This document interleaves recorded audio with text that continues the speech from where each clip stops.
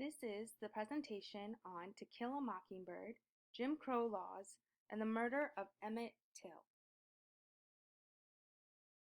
Here is a historical timeline of the time period that we are talking about. And these are just a few of the major historical trends and amendments and laws and things that happened during this time period. And we're going to hit on a few of them. The first is the 14th Amendment, which granted citizenship and equal civil and legal rights to African Americans and slaves who had been emancipated after the American Civil War. And then the 15th Amendment passed 2 years later, which granted African American men the right to vote. And so these are some civil rights amendments that were made during this time. In 1896, there was a Supreme Court case called Plessy versus Ferguson. And in this landmark 1896 U.S. Supreme Court decision, it was upheld that the constitutionality of racial segregation under the separate but equal doctrine was okay. So what happened was Homer Plessy refused to sit in a blacks-only train passenger car, and he argued that his constitutional rights were being violated. However, the Supreme Court did not rule in his favor. They ruled that a law that implies a distinction between race was not unconstitutional, and so this led to an uprising in our Jim Crow laws. Jim Crow laws in U.S. history are any of the laws that enforced racial segregation in the South between the end of Reconstruction in 1877 and the beginning of the Civil Rights Movement in the 1950s. The name Jim Crow comes from the white minstrel shows done in blackface and the character Jump Jim Crow. The name Jim Crow came from the white minstrel show done in blackface, and during this time period, these traveling minstrel shows were very popular, and they would often go on tour, kind of like a band. These shows consisted of variety acts, comedy shows, dancing, singing, musical performances, but they all specifically mocked African Americans.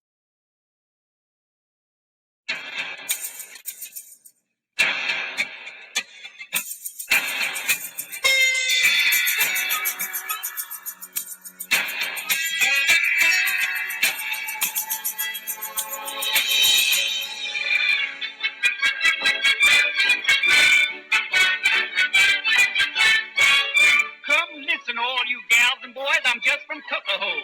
I'm going to sing a little song. My name's Jim Crow. Wheel about and turn about and do just so. Every time I wheel about, I jump Jim Crow. I went down to the river. In 1836, Jim Crow is born. He begins his strange career as a malicious minstrel caricature of a black man, created by a white man to amuse white audiences. Jim Crow would come to symbolize one of the most tragic eras of race relations in American history, a time deeply rooted in promise and contradiction. 1865, 4 million Americans, slaves simply because they were born black, were now free. But in little over a decade, that promise was gone, replaced by a rigid system of laws designed to keep blacks from experiencing any of their newly achieved rights. It would be known as the era of Jim Crow, the American form of racial apartheid. I tried to lean inside and get me a cup of water. And those white people beat me till I was unconscious. They thought I was dead. My dad said, as long as you're living in this South, you're going to have to go to the back door in this town. Now, you just settle for that. He said, the one thing I want you to swear and promise to me, that you will never get used to it. I'm not ashamed of the segregated and Jim Crow experience, all because we were able to devise techniques for survival that permitted us to abide our time and to wait until our change come. As most blacks were willing to bide their time, some began to fight back. In the late 1880s and 90s, they embarked on an uncertain campaign to secure voting rights, build their own communities, schools, businesses, and churches, and to demand redress against mob violence and lynching. The white supremacists fought back. By 1919, the Ku Klux Klan, which had been a Southern idiosyncrasy, became a national ideology. White supremacy, the power behind Jim Crow, appeared invincible. And over the next decade, the violence against blacks would grow even more horrific. But black Americans continued to battle, using the power of the press and ultimately the power of the courts to pursue their quest for freedom and equality against racism. The rise and fall of Jim Crow is their story, the story of strong men and women who would never accept the demeaning, threatening, and perilous world of Jim Crow. The rise and fall of Jim Crow is the story of those who, in the face of unending terror, achieved triumphs. Triumphs that would in time make America a better place, not just for themselves, but for all of us.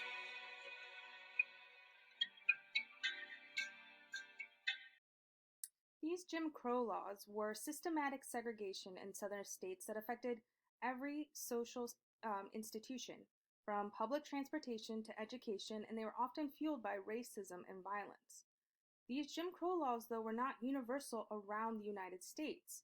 Rather, they were dictated by state and local mandates, some written, although most went unwritten, yet strictly followed.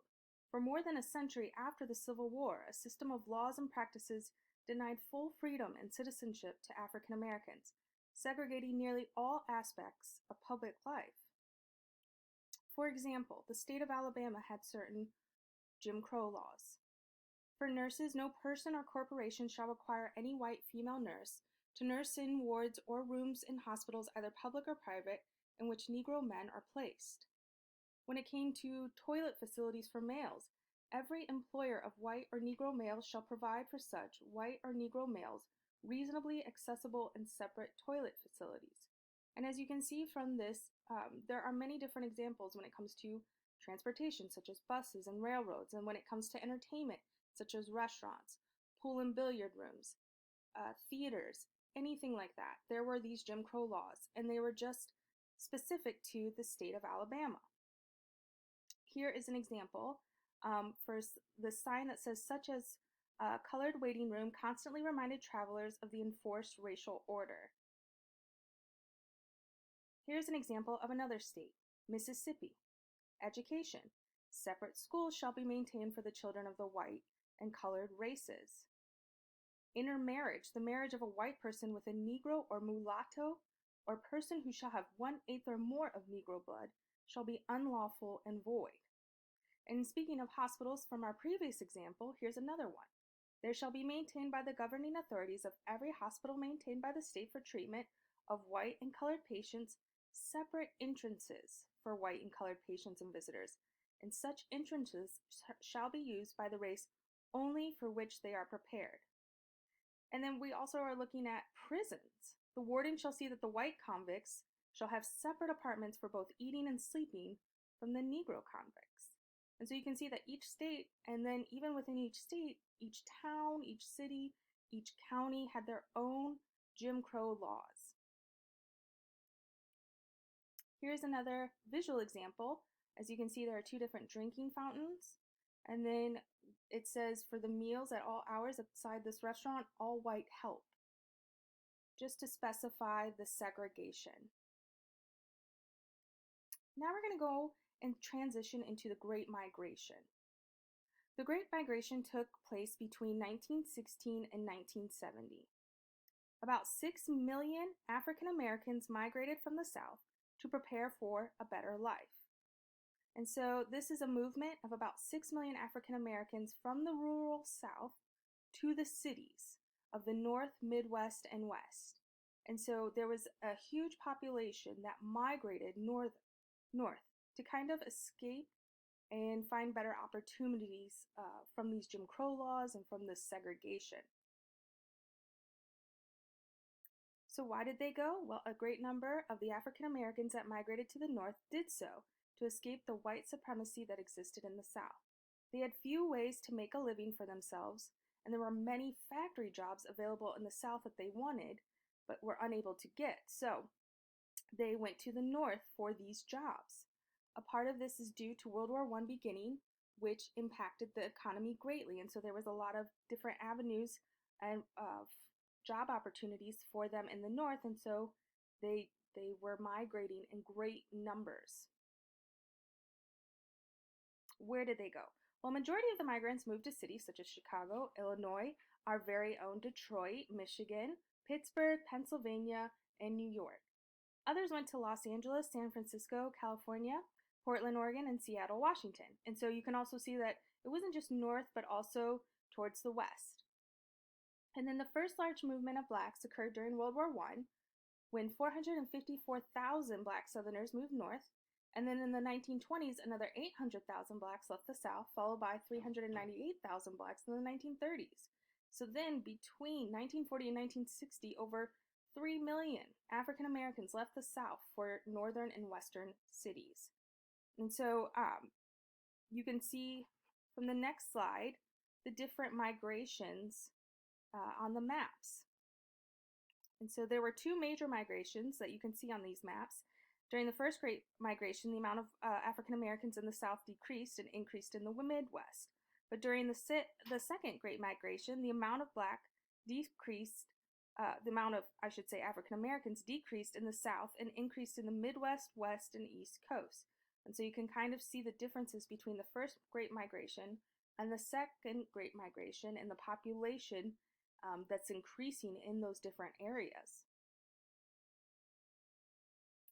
The impact of the migration was phenomenal and astronomical. Many African Americans made their own communities within other cities, such as Harlem, New York, and this actually fueled the Harlem Renaissance of the 1920s, where African Americans became, they solidified their identity of who they were in their art, and that art included literature, and included like painting and other types of artwork like that, sculptures and whatnot.